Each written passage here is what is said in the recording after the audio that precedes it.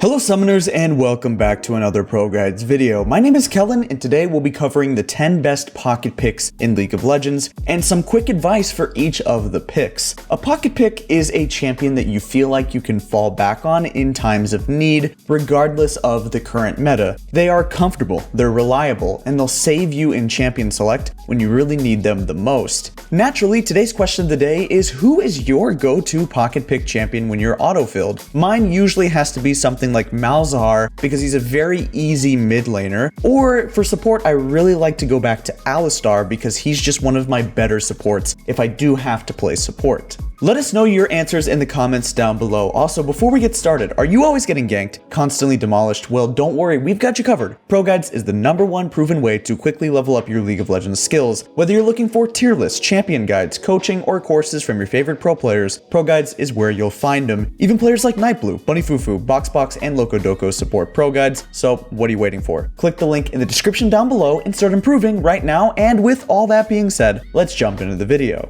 Opening up our list is going to be for Lux mid lane, the Lady of Luminosity. Lux is one of League's more popular champions, and in no small part due to the versatility of her kit. With her long range on Q, a team-saving shield on her W, and some solid damage and wave clear from E, and of course a long-range hyper beam of an ult that'll make anybody pee themselves, she's formidable to say the least. If you want to be the brightest bulb in the box, make sure you're weaving in auto attacks in between your spells, that way you can take full advantage of her passive's damage. Of course, with this wide array of utility, Lux can also be played in the bottom lane as a support, with the option to either build full damage or focus on protection. No matter what role or build though, her laugh always lights up a room.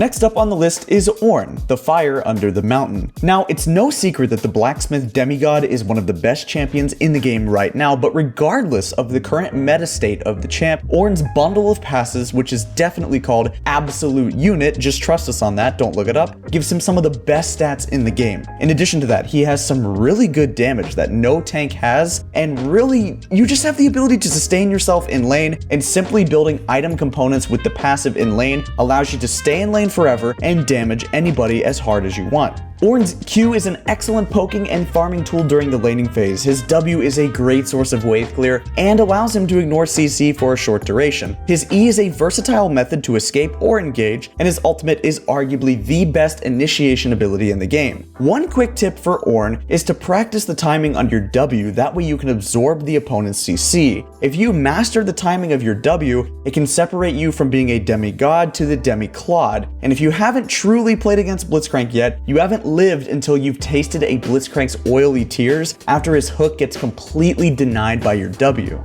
You're welcome. Coming in at number 3, we have VLADIMIR, the Crimson Reaper. It's definitely on the spicier side of the meta right now, but VLADIMIR bot lane is a pocket pick that you can pull out, and it doesn't really have any weaknesses. We've all been there. The enemy team locks in a full dunk squad with the sole purpose of making the ADC miserable, and no Janna or Lulu can save you from the righteous unified slam jam of the enemy team. Guess what you can do? Vlad W and a well-timed Zhonya's Hourglass. Vlad's point and click Q sustains him through the laning phase. His W keeps him nice and safe from those big sweaty divers until he can re-emerge and drop his ult and a fully charged E to show off his late game damage. Playing VLADIMIR to his full potential isn't simple, but it's worth the time that you gain because he's such a valuable tool in top, mid, and bottom lane. Along the vein of advice, channeling Vlad's E gives him more time to use his empowered Q, buying him precious time to delete some carries. Remember, Vlad is his own lifeguard and there's no diving in the pool. Our next pick is LEONA, the Radiant Dawn. LEONA is arguably the most aggressive support in League of Legends, and in solo queue you can't always rely on your allies to create their own leads, so being able to use playmakers like LEONA is going to be essential.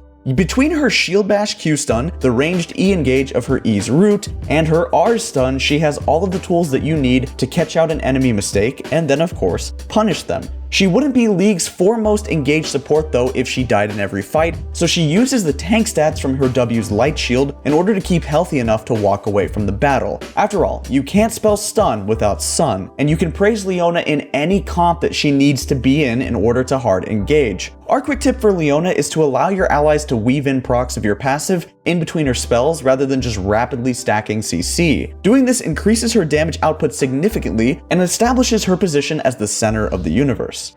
Our first jungle pick on the list is going to be NUNU, the boy and his YETI. NUNU is a tanky utility champion popular with many junglers for his supreme objective control. NUNU's Q Consume takes a bite out of anything with a health bar, dealing massive true damage to minions and monsters, and dealing a pretty good chunk of magic damage to champions. Consume will also heal NUNU, keeping him nice and sustained in his jungle between Tokyo drifting snowball ganks with his W.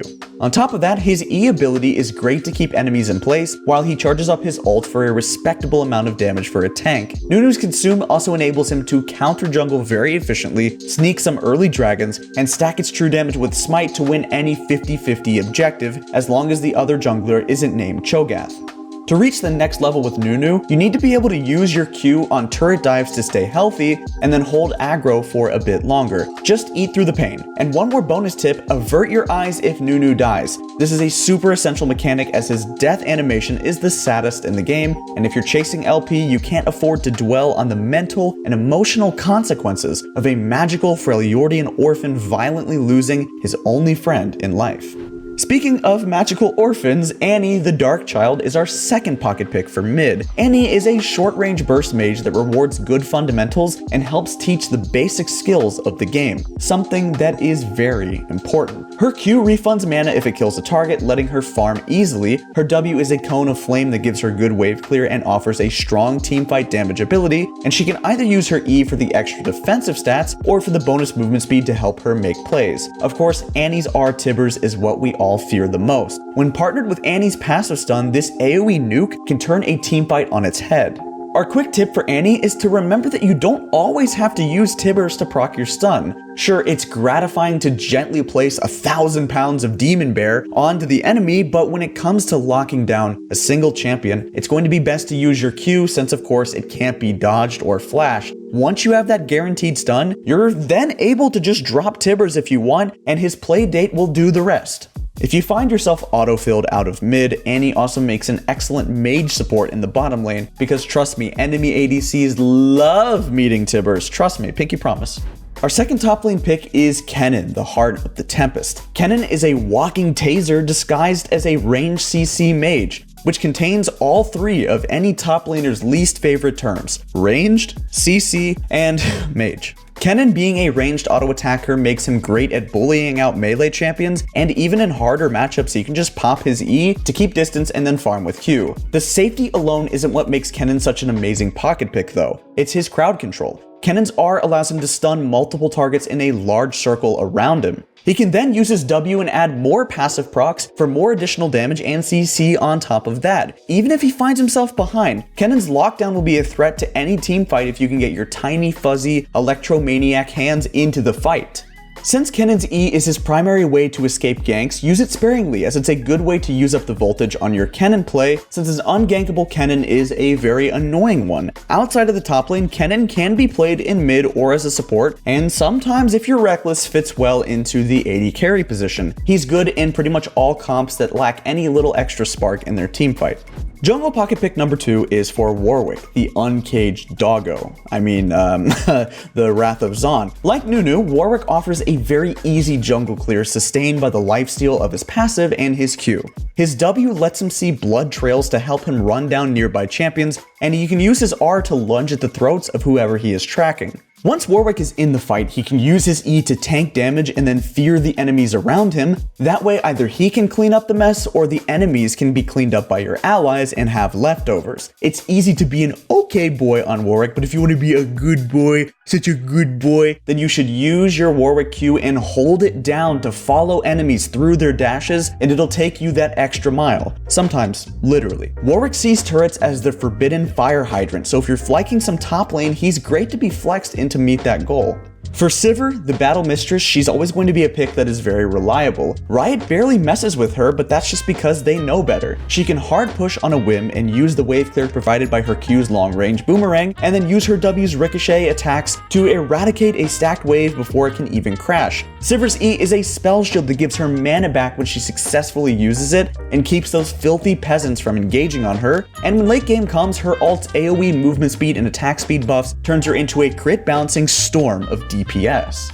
The The difference between a decent SIVIR and a world-class one is how well you not only use the spell shield, but how you space also using your phage-like passive. You want to work on your anticipation and reaction time, that way the difference between a dead SIVIR and a living SIVIR is how well you used your spell shield. While she usually does stay in the bot lane, she's a hard to gank sleeper pick in mid, as she does kind of out-wave clear most mages. We're not saying take it there right away, but don't be afraid if you have a full AP team composition to maybe think about picking SIVIR mid. Our final pocket pick is for VEL'KOZ, the Eye of the Void. Despite being designed as a mid laner, VEL'KOZ has owned up a special place in the world of mage supports ever since his release. You see, there are twice as many test subjects to analyze in the bot lane, and VEL'KOZ is an artillery mage with insane lane pressure. His Q is a long-range laser blast that splits in both directions once he activates it, and then it gives him an opportunity to poke from unique angles that his enemies won't see coming.